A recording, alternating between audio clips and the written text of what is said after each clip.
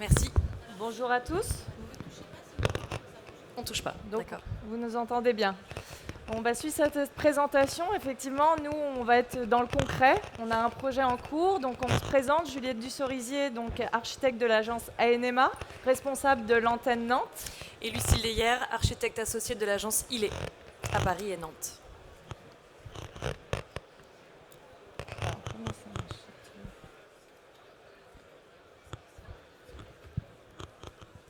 Excusez-nous, on a un petit souci de... Là, je reviens. Là, je pointe. Ah, c'est bon, c'est l'autre point vert. On est ravis de vous présenter cette opération qui s'appelle Lisière. 90 logements à la fois en accession libre, à la fois en maison individuelle et en logement collectif, avec le genre d'immobilier, et une partie en accession sociale avec Aimé Fella. C'est un projet qui se situe à Carquefou. Alors, on est à Paris, tout le monde ne connaît pas Carquefou, mais c'est situé au nord de Nantes. Et la particularité, sur ce territoire, il y a la ZAC Fleuriet, qui est une référence sur le passif à l'échelle française, qui est la première ZAC en programme mix passif. Quand je dis passif, c'est labellisé Passive House. Donc nous, ça a été une des données d'entrée qu'on a dû, donc une ambition sur le plan énergétique qui était déjà assez élevée. Donc c'était déjà une ambition forte. Mais pour nous, ce qui était important en tant qu'architecte, c'était de donner une vision globale, une ambition développement durable plus général sur ce projet, à la fois sur le carbone, mais aussi sur la santé et sur aussi... Je vais vous demander, parce qu'en fait, avec votre boucle d'oreille, ça fait le... C'est coupé ? Allô, allô ? Allô, allô ? Est-ce que vous m'entendez ? Allô, allô ? Oui. C'est bon, vous m'entendez mieux. Apparemment, il y a des petits problèmes de micro.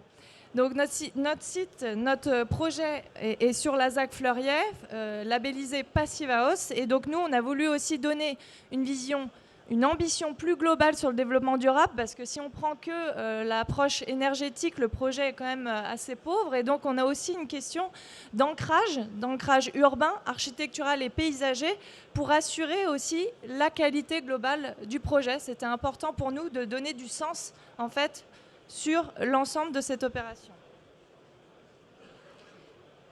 Pour cela, on a eu besoin, clairement, d'une équipe soudée. Vous le savez, on est en ce moment dans une conjoncture économique et bancaire, comme on l'a dit, compliquée.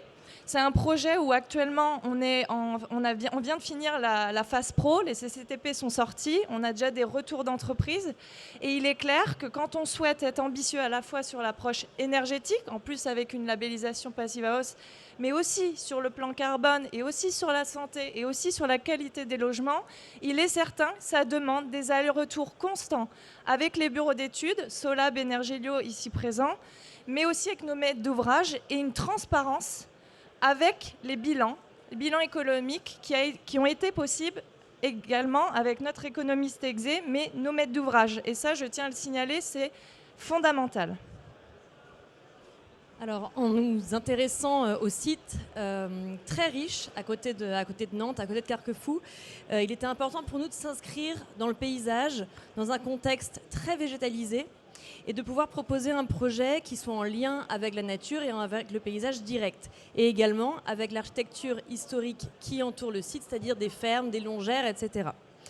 Donc le programme s'installe sur un site divisé en 4 parcelles. Tu peux passer ? Voilà. Divisé en 4 parcelles. Donc vous voyez qu'on a plusieurs îlots qui s'étendent comme ça vers le grand paysage. Et la particularité de ce programme était aussi de mixer à la parcelle sociale, BRS et accession. Donc s'intégrer dans un paysage, c'est aussi réfléchir à la manière dont on implante les bâtiments. Quand on parle Passive House, on parle beaucoup d'orientation plein sud, de façade fermée au nord, légèrement ouverte à l'est et à l'ouest. Et notre ambition d'architecte et urbaniste était aussi de pouvoir offrir différentes vues, de pouvoir s'intégrer dans la topographie existante et ne pas réfléchir forcément sur un quadrillage assez classique, mais vraiment s'intégrer au grand paysage. C'est la raison pour laquelle vous voyez le plan masse ici. Donc on a 5 plots qu'on appelle un peu des perchoirs et 13 maisons qu'on appellera des longères qui viennent s'implanter le long d'une coulée verte et qui propose différentes vues, différents cadrages. Donc vous voyez qu'on a implanté les bâtiments le long de courbes de manière à ouvrir sur la vallée qui est en contrebas. Si on regarde une petite axonométrie, vous voyez que notre objectif aussi, c'était de créer des cheminements, de créer des passages et d'avoir une implantation du programme qui respecte le tissu existant et qui vienne créer une nouvelle couche à cette architecture de Carquefou avec des matériaux qui ont été réfléchis de manière à correspondre au tissu existant. Donc l'objectif du projet, c'était évidemment d'avoir une labellisation bâtiment passif. Nous avons aussi travaillé le projet pour avoir une économie, une consommation en 97% d'autoconsommation ENR, avec des mises en place de panneaux photovoltaïques sur l'ensemble du programme. Une autre ambition est d'atteindre le niveau bas carbone, niveau 2. Et enfin, nous avons ajouté encore une couche pour la qualité du bâtiment, de la santé, du bien-être des usagers. C'est que nous avons intégré dans cette opération la labellisation Écrin, qui est un label qui permet d'avoir une haute qualité de l'air au sein des logements et au sein du programme immobilier tout entier. Donc, tous ces éléments techniques étaient évidemment très contraignants. Pour autant, nous avons réfléchi à une manière cohérente de proposer un programme qui fasse sens et qui propose quand même une architecture ambitieuse et engagée. Je voulais juste faire une petite remarque là-dessus. Parfois, on devient un peu schizophrène parce que la labellisation passive à hausse induit par exemple beaucoup de CVC, donc beaucoup d'éléments qui, sur la partie carbone, n'est pas forcément pertinente. Mais il faut jongler avec ça et trouver une cohérence générale et trouver aussi parfois des mesures compensatoires pour répondre autrement. Donc voilà, c'est ce jonglage-là. Et nous, en tant qu'architectes, on n'a pas forcément cherché des labels, Écrin notamment, qui est fait par l'ADEME. Je sais qu'on va parler du label intérieur qui est un peu différent. Mais il est certain que pour nous, c'est la qualité d'usage avant tout. Et si ça peut induire des labels, eh ben, tant mieux pour l'opération.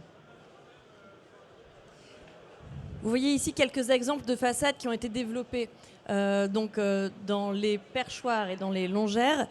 Notre ambition était de créer une cohérence entre les différents bâtiments. Donc on a l'utilisation de FOB, donc façade à ossature bois, de MOB, de murs à ossature bois pour les maisons. Et un jeu de bardage vient créer une unité sur l'ensemble du projet. Les maisons sont mitoyennes, vous voyez que c'est travaillé comme ça sur des longs bâtiments.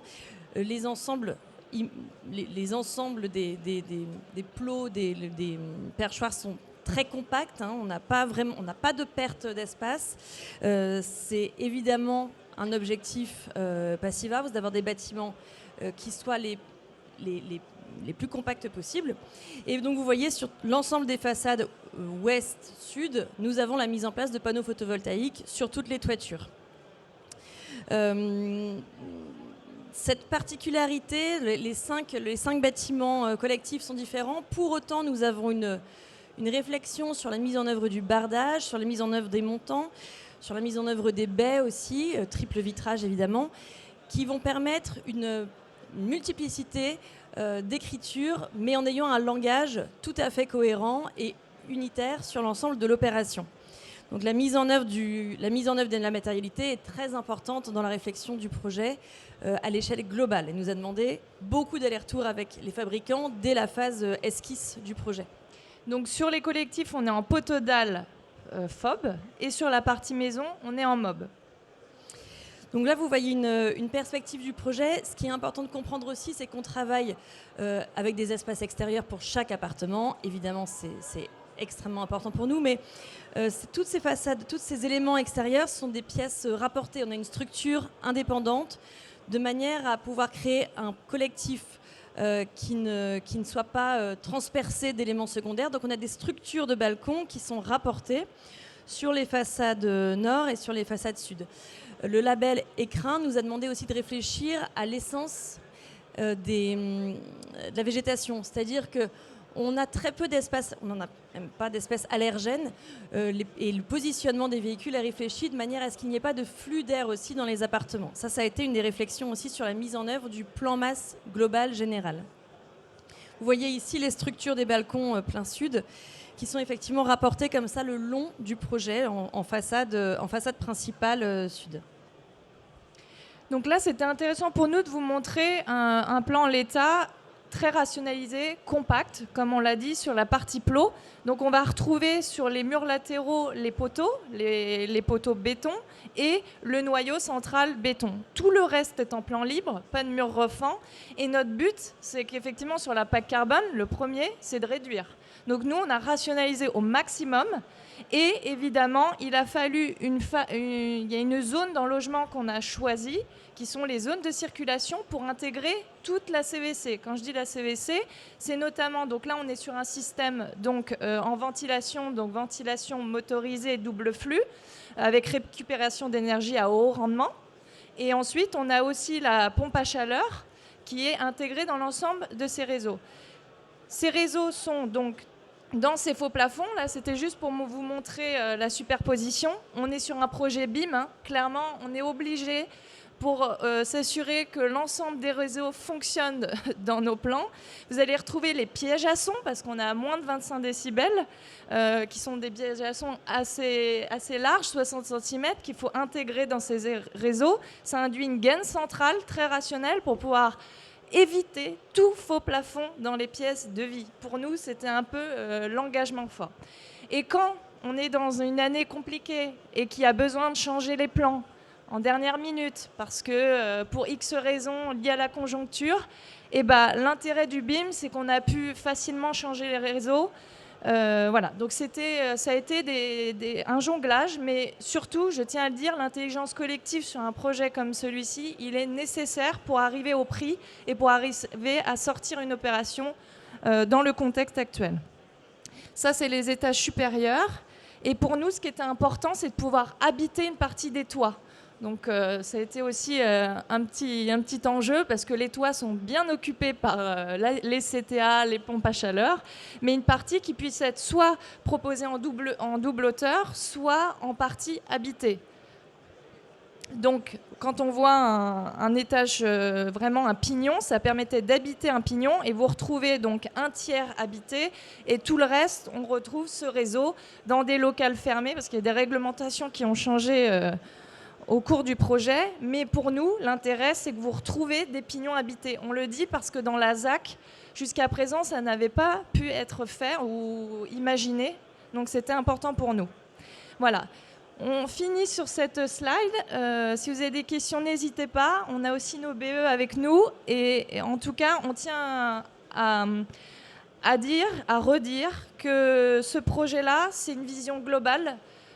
Pour nous, avoir que le prisme énergétique ou que le prisme carbone, ça assure pas la qualité d'un projet. Qu'on a choisi, certes, la rationalité, une forme de simplicité ou diversité dans l'unité. C'était important pour nous et c'est une opération qui va sortir. On en est quasiment certain. Donc voilà, ça a été un beau challenge pour l'ensemble de l'équipe. Merci à vous. Merci beaucoup. Alors peut-être une question, justement on a le temps d'une petite question. Alors je crois avoir vu une main se lever. Oui, juste là, allez-y. Levez-vous comme ça on vous voit mieux.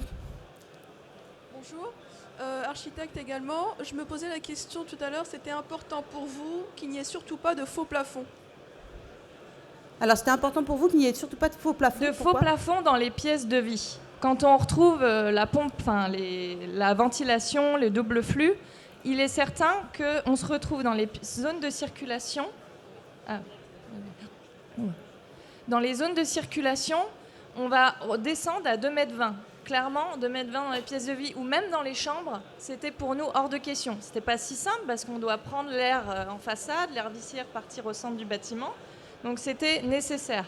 En complément d'ailleurs de la partie, pour la partie eau chaude, on a des batteries en complément qui sont intégrés, non pas dans les faux plafonds, mais dans des casiers à l'entrée des logements. Donc tous ces éléments-là, c'est vrai que des fois on se disait purée, ça génère énormément d'éléments dans ce bâtiment, ça lui donne une certaine complexité. Ça c'est lié aussi à la labellisation, hein. C'est la RE 2020. Alors clairement avec un projet comme celui-ci, on n'a pas tenté sur l'ensemble encore des éléments, on n'a pas tenté la RE 2025, on l'a essayé sur le IC Énergie, ça fonctionne bien évidemment sur un projet comme celui-ci. Et là on est sur les ACV. Alors on est quand même en MOB, en FOB, on a des éléments, mais à côté de ça, on a beaucoup de CVC, des ascenseurs, panneaux photovoltaïques, français quand même, mais voilà, on doit jongler entre tout ça. Merci à vous deux. Juste pour l'histoire des batteries, effectivement, on a des placards dans les entrées parce qu'au départ, ils étaient dans les faux plafonds, mais on arrivait à 2,10. Donc ça ne marchait pas du tout, donc on a quand même dû perdre un petit peu d'espace pour ces batteries dans des gaines spécifiques. Écoutez, merci pour ces... Vous vouliez rajouter un truc? Allez. Je donne une remarque. On est sur un projet actuellement à 2150 € du mètre carré. Voilà, je sais que c'est important quand même. Et pour le moment, on est dans les clous des premiers retours. On verra dans quelques mois. Merci beaucoup. Je pense que vous pouvez les applaudir de nouveau pour ce très beau retour d'expérience. Et